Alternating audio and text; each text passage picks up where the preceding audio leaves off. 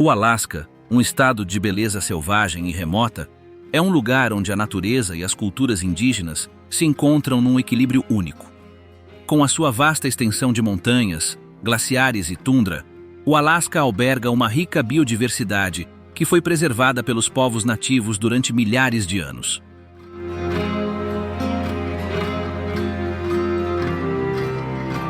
Estes grupos desenvolveram modos de vida adaptados a um dos ambientes mais extremos do planeta, onde a caça, a pesca e a recoleção são essenciais para a sobrevivência. Mas este território não é apenas conhecido pela sua natureza imponente. Enfrenta também desafios significativos devido às alterações climáticas, que colocam em risco o seu frágil ecossistema.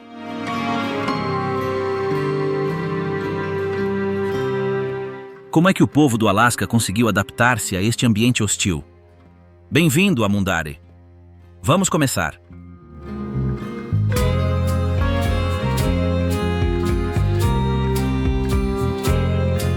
O fim do mundo. O princípio de tudo. O Alasca é o maior estado dos Estados Unidos, com uma área superior a 1.723 mil km², mais do dobro do tamanho do Texas. Situado no extremo noroeste do continente, o Alasca está separado do resto dos Estados Unidos pelo Canadá e faz fronteira a norte com o Oceano Ártico, a sul com o Golfo do Alasca e o Oceano Pacífico, e a oeste com o Estreito de Bering, que o separa da Rússia por apenas 85 quilômetros. Esta proximidade com a Ásia desempenhou um papel fundamental na sua história, pois acredita-se que os primeiros humanos chegaram à América através desta ponte terrestre, quando o nível do mar era mais baixo. O povoamento humano no Alasca remonta a mais de 10 mil anos, quando grupos indígenas como os Tlingit, Haida, Yupik e Inupiat começaram a habitar as várias regiões do território, adaptando-se aos seus climas e ecossistemas. Estes povos desenvolveram um modo de vida baseado na mobilidade sazonal, na caça, na pesca e na recoleção, aproveitando os recursos naturais de acordo com as características locais. A presença europeia no Alasca começou no século XVIII com a expedição de Vitus Bering, em 1741, que navegou da Sibéria até a costa sul do Alasca. Os russos começaram a estabelecer postos de caça, concentrando-se na obtenção de pele de lontra marinha. Em 1867, o Império Russo vendeu o Alasca aos Estados Unidos por 7,2 milhões de dólares, uma transação que não envolveu as populações nativas e foi inicialmente controversa. No entanto, com o passar do tempo, o seu valor estratégico foi sendo reconhecido. Durante o século XX, a exploração de recursos naturais como o petróleo, o gás, os minerais e a pesca consolidou o interesse dos Iowa no Alasca, impulsionando a urbanização, especialmente em Anchorage e Fairbanks. Em 1959, o Alasca tornou-se o 49º estado da União e começou a formar o seu próprio sistema de governo. A descoberta de grandes reservas de petróleo na Baía de Prudhoe em 1968 e a construção do oleoduto Trans-Alaska alteraram radicalmente a sua economia. O terreno do Alasca é diversificado, com cadeias de montanhas, planaltos e litorais, que incluem o Monte Denali, a montanha mais alta da América do Norte, com 6.190 metros acima do nível do mar. O rio Yukon, que corre mais de 3.000 quilômetros desde o Canadá até ao Mar de Bering, é o mais importante em termos hidrológicos. Com uma linha de costa de mais de 54.000 quilômetros, o Alasca tem a maior linha de costa de todos os estados dos Causa. Hoje, a população do Alasca é inferior a 1 milhão de habitantes, concentrada sobretudo na região sul, tendo Anchorage como principal centro urbano.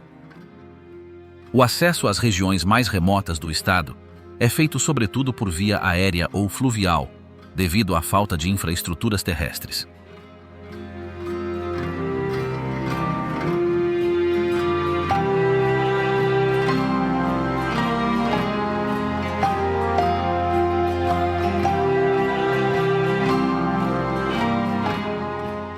A Terra do Gelo Vivo.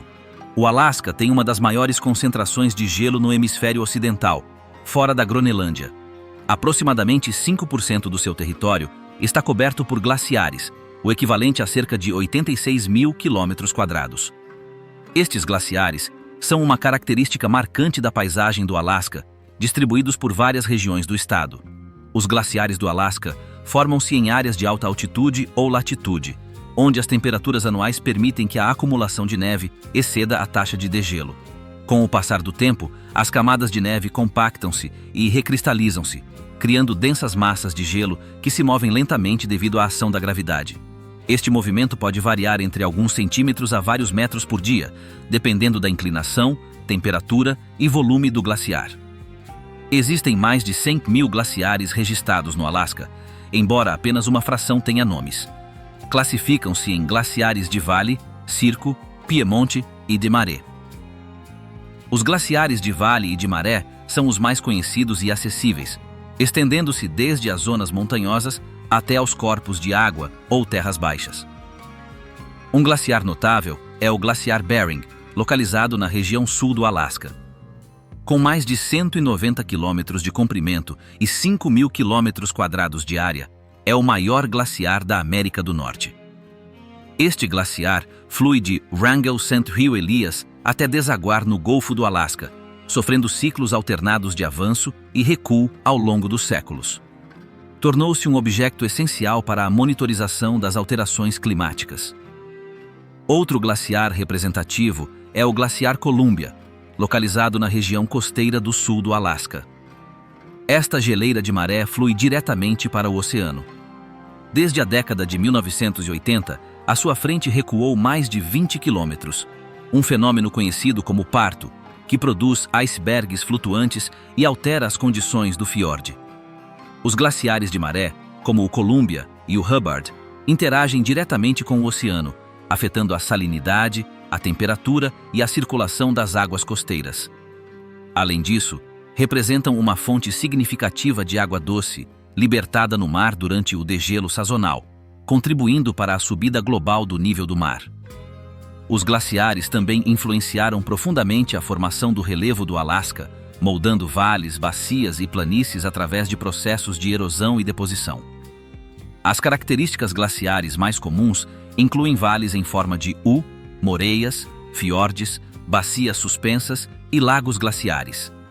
Parques nacionais como Glacier Bay e Kenai Fjords devem a sua topografia à ação erosiva dos glaciares. Para além do seu impacto geomorfológico, os glaciares desempenham um importante papel ecológico e climático. Ao refletirem uma elevada proporção de radiação solar, atuam como reguladores térmicos da região. O gelo derretido alimenta rios, zonas úmidas e aquíferos subterrâneos, sustentando ecossistemas que dependem de um fluxo constante de água fria.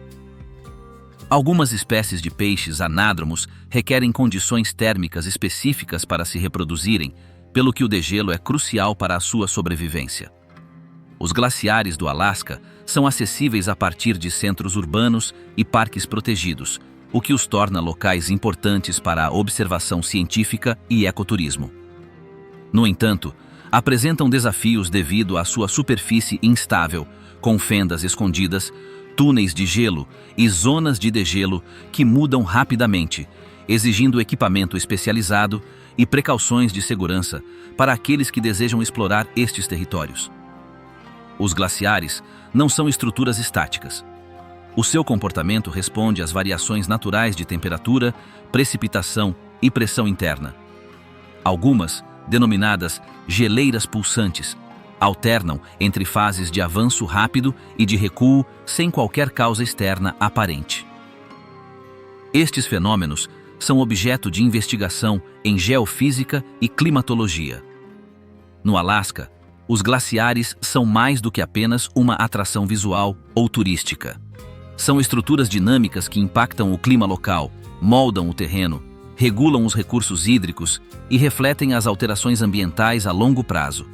A observação do seu comportamento é essencial para compreender os processos geofísicos que os afetam a nível regional e global.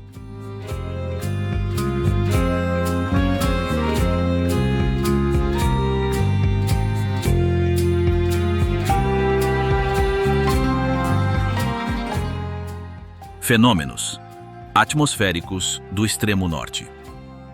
O Alasca, localizado nas latitudes médias e altas do hemisfério norte, está exposto a fenômenos atmosféricos únicos que não ocorrem em zonas equatoriais ou temperadas. Estes eventos dependem da posição do Sol em relação ao horizonte e da atividade geomagnética da Terra. Entre os fenômenos mais característicos da região estão o Sol da meia-noite, a noite polar e as auroras boreais, que variam consoante a latitude e a época do ano. O Sol da meia-noite ocorre nas zonas a norte do Círculo Polar Ártico, como em Utqiagvik, antigamente Barrow. Durante o verão, o Sol não se põe completamente durante 2 meses. A duração do fenômeno varia de acordo com a latitude. Quanto mais a norte estiver, mais dias de luz solar contínua. Em Utqiagvik, o Sol permanece visível desde o final de maio até o final de julho, sem as tradicionais fases de nascer ou pôr do Sol. Este fenômeno é devido à inclinação axial da Terra. Durante o verão do hemisfério norte, o Polo Norte está virado para o Sol, permitindo que as regiões do Ártico recebam luz 24 horas por dia. Embora o ângulo do Sol varie ligeiramente ao longo do dia, não é suficiente para um pôr do Sol completo. Em contraste, a noite polar ocorre no inverno nas mesmas latitudes, quando o Sol não consegue nascer acima do horizonte durante vários dias ou semanas. Em Utqiagvik, este fenômeno começa em meados de novembro e prolonga-se até ao final de janeiro. Embora não seja escuridão total, não há luz solar direta, e o céu pode assumir tons de crepúsculo durante as horas centrais do dia. A duração e a intensidade desta escuridão dependem de fatores como a nebulosidade e a luz dispersa. Outro fenômeno notável no norte do Alasca é a aurora boreal, um fenômeno eletromagnético que não depende da posição do Sol. A aurora é gerada quando as partículas carregadas do vento solar interagem com os gases da atmosfera terrestre na ionosfera, a altitudes entre os 80 e os 500 quilômetros. Esta interação produz emissões de luz que são projetadas sob a forma de arcos, cortinas ou colunas. As auroras ocorrem devido à excitação dos átomos de oxigênio e azoto da atmosfera. O oxigênio produz luzes verdes e vermelhas, enquanto o azoto gera tons azulados ou violetas. A forma e o movimento das auroras dependem da intensidade do campo magnético terrestre e da densidade das partículas solares. A aurora boreal é mais visível em regiões afastadas da poluição luminosa, especialmente a norte do paralelo 60. Fairbanks, por exemplo, é uma das cidades mais ativas para a observação da aurora, devido à sua localização dentro da oval auroral, onde a atividade é mais intensa. O período de maior visibilidade vai desde o final de agosto até abril, coincidindo com noites mais escuras e claras. Para observar as auroras de forma eficaz, são necessárias condições atmosféricas estáveis, baixa cobertura de nuvens e ausência de luz artificial. Muitas áreas rurais do Alasca são pontos de interesse tanto para a investigação científica como para o turismo astronômico. Nestas áreas, algumas instalações estão equipadas com câmaras e sensores para registrar a atividade auroral e estudar a sua relação com as variações do campo magnético terrestre. Para além do seu valor científico, os fenômenos atmosféricos do Alasca têm implicações práticas. A atividade geomagnética intensa pode interferir com as comunicações rádio, os sistemas de navegação por satélite e as redes elétricas, especialmente em latitudes mais elevadas. As agências meteorológicas e espaciais monitorizam constantemente as condições do vento solar e emitem alertas para tempestades geomagnéticas de grande escala. O estudo destes fenômenos faz parte do trabalho de rotina de organizações como o Serviço Meteorológico Nacional, os Centros de Investigação Universitários e as estações de monitorização espacial. Este conhecimento contribui tanto para a compreensão dos processos geofísicos regionais, como para a compreensão global dos efeitos solares no clima da Terra. Juntos, o Sol da meia-noite, a noite polar e a aurora boreal são fenômenos naturais únicos que definem os ciclos de luz e escuridão no Alasca. Estes eventos dependem de fatores astronômicos e eletromagnéticos, e a sua observação requer condições geográficas e atmosféricas específicas.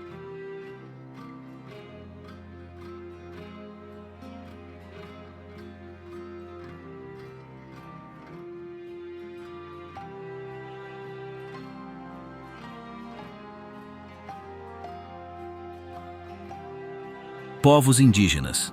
Território, língua e espiritualidade. Os Tlingit, Haida e Tsimshian habitam áreas florestais temperadas do sudeste do Alasca, onde a costa rochosa e os fiordes profundos são ricos em recursos marinhos. O seu modo de vida tradicional baseia-se nas aldeias costeiras, o que lhes permite praticar pesca, caça marinha e recoleção.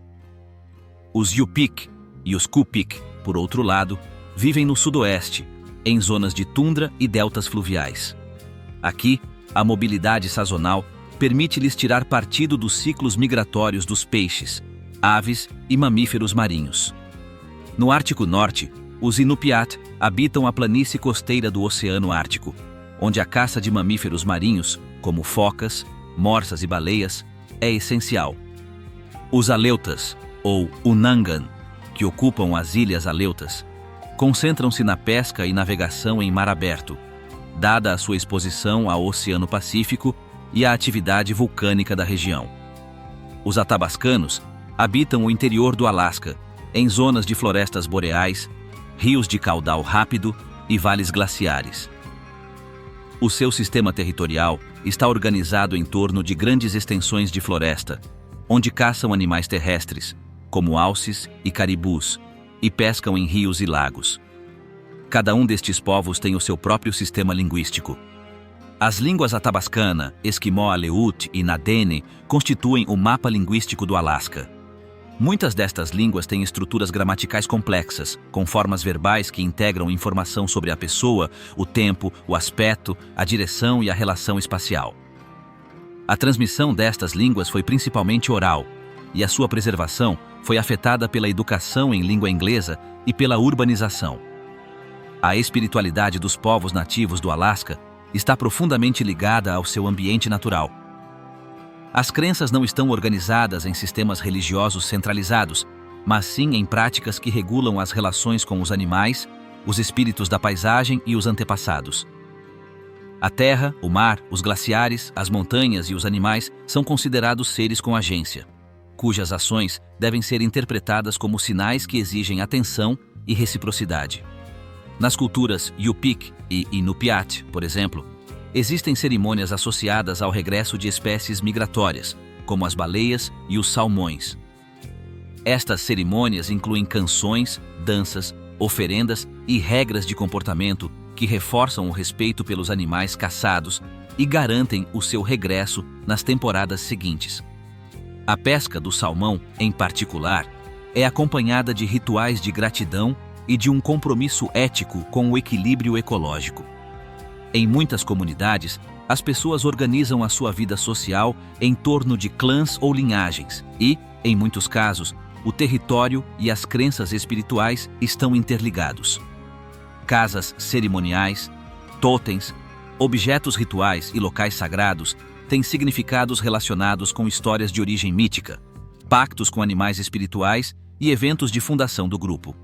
Estes elementos simbólicos estruturam a vida coletiva e os seus ciclos anuais.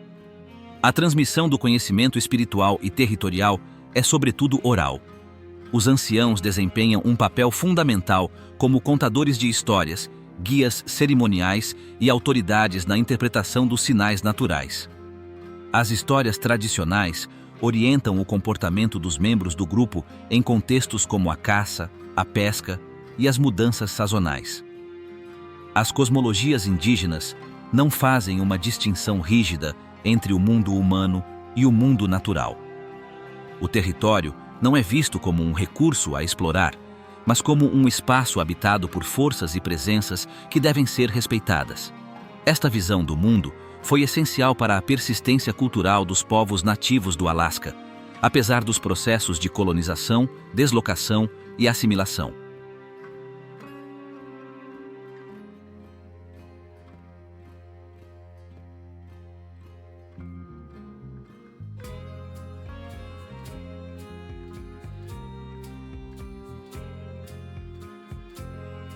estruturas sociais e vida íntima dos povos do norte. As comunidades nativas do Alasca estabeleceram estruturas sociais baseadas na cooperação, na partilha de papéis e na partilha de conhecimentos. Embora estas estruturas variem entre os diferentes povos, todos partilham princípios fundamentais relacionados com a organização social e a preservação das suas tradições. A base da vida social nestas comunidades é a família alargada, que inclui não só os pais e os filhos, mas também os avós, tios e tias, primos e outros parentes próximos. Esta rede familiar cumpre funções produtivas e educativas, garantindo a transmissão de competências e o cuidado dos mais novos. Em algumas comunidades, como os Tlingit e os Haida, a filiação no clã define a estrutura social. Os clãs são matrilineares, o que significa que a descendência é passada pela linhagem materna. A exogamia, que proíbe os casamentos dentro do mesmo clã, promove alianças entre grupos familiares e previne o isolamento social. O casamento é considerado uma instituição coletiva. Os acordos de casamento eram feitos entre famílias, e não apenas entre indivíduos, o que fortalecia os laços sociais e comunitários. Estas uniões eram celebradas com trocas materiais, distribuição de alimentos e eventos públicos que reconheciam o compromisso entre os grupos familiares. A divisão do trabalho na comunidade era feita de acordo com a idade, o gênero e a capacidade. Os homens participavam geralmente na caça, pesca ou transporte, enquanto as mulheres eram responsáveis pela preparação dos alimentos, confecção de roupas e cuidados com as crianças. No entanto, esta organização não era rígida, e os papéis podiam ser ajustados de acordo com as necessidades do momento. A educação dos filhos era da responsabilidade de toda a família alargada. Os idosos, especialmente os avós, desempenhavam um papel ativo na educação das crianças mais novas, transmitindo os seus conhecimentos através da observação, da participação prática e da correção direta. Embora não existisse um sistema formal de ensino, os padrões de aprendizagem eram claros e aplicados de forma consistente. As relações afetivas e o namoro eram regulados por normas sociais que garantiam o equilíbrio na comunidade. Nas pequenas comunidades, os eventos de grupo proporcionavam oportunidades para os jovens se conhecerem, mas estas interações eram supervisionadas pelas famílias e pelas regras culturais de cada grupo. A vida em casal baseava-se em acordos práticos e responsabilidades partilhadas. Em situações de mobilidade sazonal, como a caça ou a pesca, os casais tinham de se organizar para manter a casa, gerir os recursos e cuidar dos familiares dependentes. As decisões importantes no seio da família e da comunidade eram tomadas por consenso.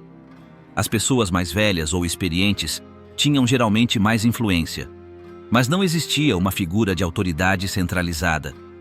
Em caso de conflito, a mediação era preferível ao confronto, e a reparação de laços era considerada uma prioridade. Os laços de parentesco também influenciavam a mobilidade e o acesso aos recursos. As famílias trocavam bens, partilhavam alimentos em tempos de abundância e colaboravam em tarefas coletivas. Esta rede de parentesco agia como uma forma de segurança social, especialmente num ambiente geográfico e climático desafiante. Os anciãos desempenhavam um papel central no grupo. Além de serem consultados nas tomadas de decisão, dirigiam as atividades rituais e orientavam os mais jovens. A experiência acumulada conferiu-lhes uma autoridade respeitada, pois forneceram conhecimentos valiosos sobre o ambiente e as tradições. Em relação à intimidade, as normas sociais regulavam tanto as relações conjugais como as interações entre gerações. As demonstrações públicas de afeto eram moderadas e a discrição era valorizada como um sinal de respeito pelo grupo. Estas normas ajudaram a manter a coesão social e a equilibrar a vida privada com as expectativas coletivas. Embora as estruturas sociais tenham demonstrado capacidade de adaptação, muitas comunidades continuam a manter elementos tradicionais, como os sistemas de parentesco e a resolução de conflitos. Apesar das mudanças impostas pela escolaridade, pelo contato com os centros urbanos e pelas políticas estatais.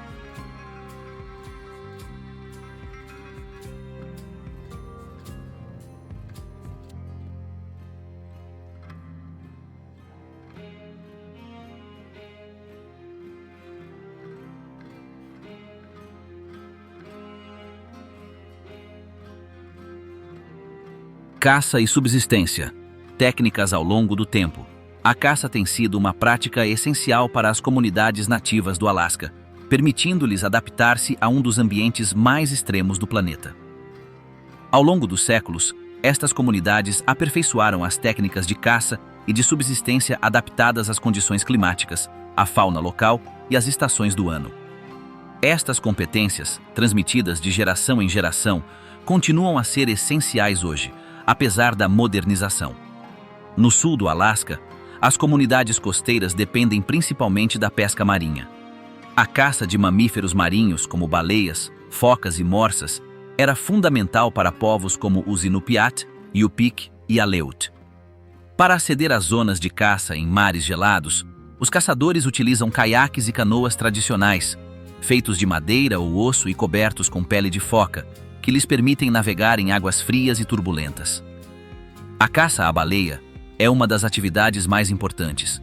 Durante a época de caça, os grupos organizam-se para se aventurarem no oceano em pequenos barcos, capturando baleias e outros cetáceos. Este processo requer cooperação coletiva, com todos os membros do grupo a participar, desde a caça até a distribuição de recursos. A carne e a gordura de baleia não servem apenas como alimento, mas também como materiais para fazer roupas, ferramentas e outros produtos essenciais. Além dos mamíferos marinhos, as cidades costeiras dependem do salmão, que migra anualmente através dos rios e lagos do estado. A pesca do salmão é uma prática tradicional no Alasca, acompanhada de rituais e normas comunitárias. O salmão é capturado com redes, armadilhas e arpões. Durante a época de pesca, as famílias trabalham em conjunto para capturar e conservar grandes quantidades, que são depois secas, fumadas ou congeladas para garantir a disponibilidade durante os meses mais frios. A caça terrestre é também essencial para as comunidades que vivem no interior do Alasca. Os cáribos e os alces, grandes animais das florestas boreais e das tundras, são caçados com armadilhas, redes e lanças. Estas armadilhas, construídas com materiais naturais, como ramos e cordas, são concebidas para capturar animais de forma eficiente e respeitosa, sem causar danos. A apanha de plantas complementa as práticas de caça e pesca. Raízes comestíveis, frutos vermelhos, nozes e outras plantas nutritivas são recolhidas durante as estações quentes e preservadas para o inverno. Esta colheita é essencial para complementar a dieta, e as comunidades armazenam frequentemente grandes quantidades de alimentos em celeiros subterrâneos, aproveitando o solo frio para manter os produtos em boas condições durante o inverno. Tradicionalmente, a caça de animais terrestres era da responsabilidade dos homens, enquanto as mulheres eram responsáveis pelo processamento e preservação dos alimentos. As mulheres secavam, fumavam e preparavam a carne para armazenamento, além de confeccionarem roupas com peles de animais. No entanto, em muitas comunidades, as mulheres também participam na caça, especialmente na pesca e na recolha de plantas. As ferramentas de caça, feitas de materiais naturais como a madeira, o osso e a pedra, evoluíram ao longo do tempo. Os arpões, lanças e armadilhas foram parcialmente substituídos por espingardas e outras armas modernas, mas as técnicas tradicionais continuam a ser essenciais. A combinação de tecnologia moderna e conhecimento ancestral permite uma caça mais eficiente, respeitando as práticas tradicionais.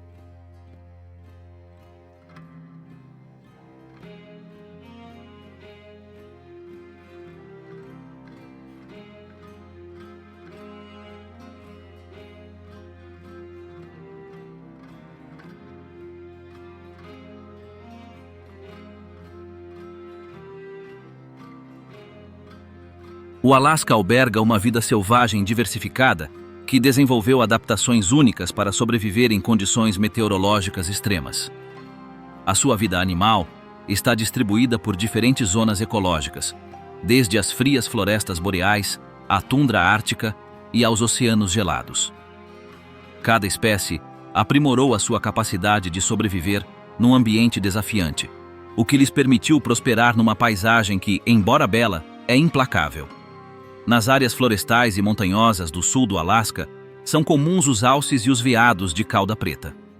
Estes grandes herbívoros adaptam-se ao frio através de pelos grossos que os isolam das baixas temperaturas.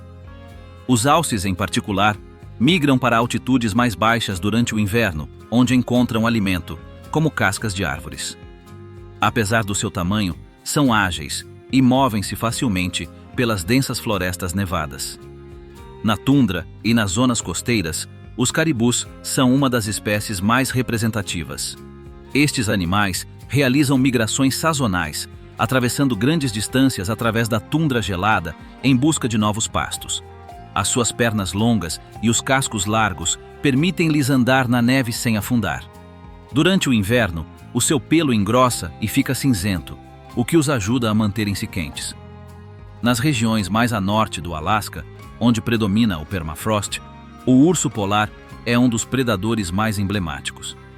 Habita as costas do Ártico, onde caça focas e morsas no gelo marinho. A sua pelagem espessa e a camada de gordura interna protegem-no do frio extremo.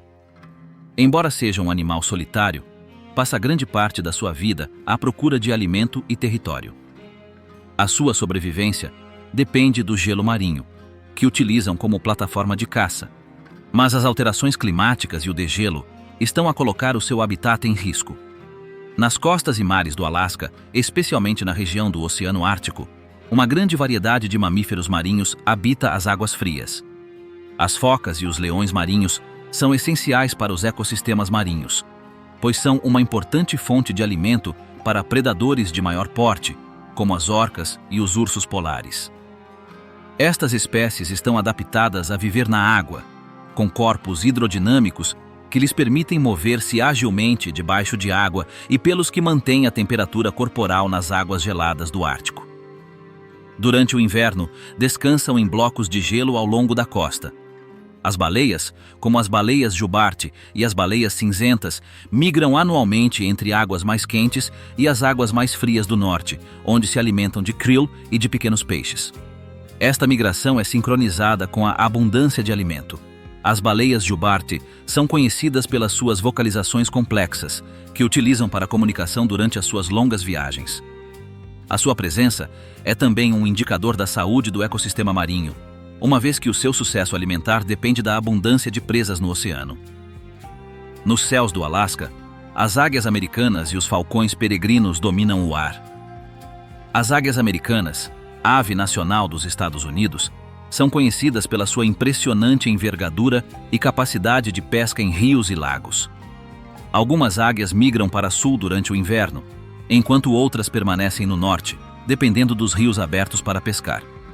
Conhecidos pela sua velocidade, os falcões peregrinos caçam aves mais pequenas e são capazes de atingir velocidades superiores a 300 km por hora. A fauna aquática do Alasca inclui uma variedade de espécies de peixes, sendo o salmão uma das mais importantes. O ciclo de vida do salmão é uma impressionante viagem migratória. Nascem em rios de água doce, vão para o oceano para crescer e depois regressam ao seu local de nascimento para se reproduzirem. Durante este processo, o salmão torna-se uma fonte essencial de nutrientes para muitos animais, incluindo ursos, aves e humanos. Por fim, as aves migratórias são uma componente essencial da vida selvagem do Alasca. Todas as primaveras e outonos, milhões de aves migratórias atravessam o Alasca na sua viagem entre o norte e o sul. Estas aves são cruciais para a biodiversidade do estado, polinizando plantas, dispersando sementes e servindo de fonte de alimento para outros predadores. A vida selvagem do Alasca desenvolveu adaptações incríveis para sobreviver e prosperar num ambiente desafiante. Cada espécie aperfeiçoou a sua capacidade de suportar baixas temperaturas, escuridão prolongada e mudanças sazonais. Estas espécies não são apenas essenciais para o equilíbrio ecológico, mas também desempenham um papel fundamental nas culturas nativas do Alasca, que dependem delas para o seu sustento, tradições e espiritualidade.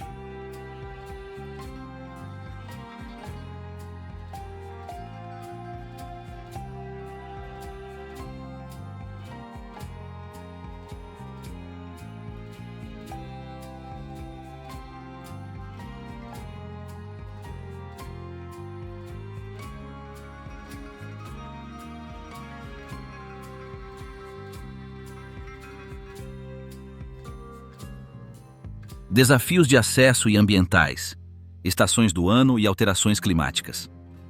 O Alasca é um território vasto e remoto, conhecido pelas suas paisagens de cortar a respiração e pelos desafios logísticos significativos que apresenta para aqueles que desejam explorar as suas riquezas naturais.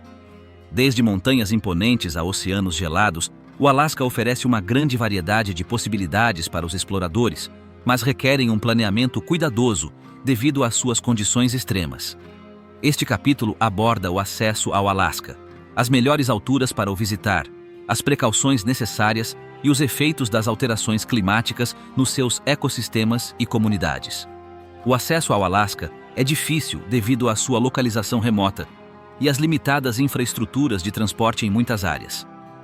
A maioria dos visitantes chega de avião, tendo como principal ponto de entrada Anchorage, ligado por voos diretos a várias cidades dos Estados Unidos. A partir de Anchorage, as rotas terrestres como a Alaska Highway permitem o acesso a algumas zonas do estado, embora muitas regiões remotas só sejam acessíveis por avião ou barco. Os fiordes e as costas do Alasca oferecem rotas deslumbrantes, mas estas podem ser perigosas devido ao clima imprevisível. O verão, desde o final de junho até o início de setembro, é a estação mais popular para visitar o Alasca. Durante este período, as temperaturas são mais amenas, especialmente no sul, permitindo atividades ao ar livre, como caminhadas, pesca e observação da vida selvagem. Os trilhos para caminhadas em parques nacionais como Denali e Kenai Fjords são facilmente acessíveis, e a migração do salmão torna a pesca uma atividade popular. O outono, entre setembro e outubro, é ideal para quem quer evitar multidões. Embora as temperaturas comecem a descer, a transformação da paisagem com as cores do outono é espetacular. O inverno, de novembro a março, é perfeito para quem gosta de desportos na neve, como o esqui, o snowboard e o mushing, trenós puxados por cães. As temperaturas podem ser extremamente baixas, especialmente no norte, mas o inverno também oferece a oportunidade de ver auroras boreais. A primavera, de abril a maio, é uma estação tranquila, com temperaturas mais elevadas e paisagens transformadas pelo degelo da neve. Explorar o Alasca exige uma preparação meticulosa. O clima imprevisível e as rotas de acesso limitadas exigem que os viajantes levem roupa adequada para o tempo frio, mesmo no verão. É recomendável viajar com um guia local, especialmente quando se exploram áreas remotas. É também importante tomar precauções quando estiver perto de animais selvagens, como ursos e alces, pois podem ser perigosos se ameaçados. Dado o isolamento de muitas regiões, os viajantes devem levar consigo mantimentos suficientes de alimentos, água e combustível. O Alasca é especialmente vulnerável às alterações climáticas. O degelo dos glaciares é um dos impactos mais óbvios. Os glaciares, que cobrem aproximadamente 5% da área terrestre do estado, estão a recuar rapidamente, contribuindo para a subida do nível do mar. Isto coloca em risco as comunidades costeiras e perturba os ecossistemas aquáticos. Além disso, as alterações na temperatura da água afetam espécies como o salmão, alterando os seus padrões de migração e reprodução. População. Embora as melhores épocas para visitar dependam das atividades desejadas, as alterações climáticas estão a transformar rapidamente a paisagem e a ter impacto nas comunidades que dependem dos recursos naturais. É crucial que os viajantes e as autoridades tomem precauções para explorar o Alasca de forma respeitosa, considerando as suas condições extremas e os efeitos das alterações climáticas. A preservação deste lugar extraordinário depende da nossa capacidade de nos adaptarmos a estas mudanças e de protegermos o seu frágil equilíbrio ecológico.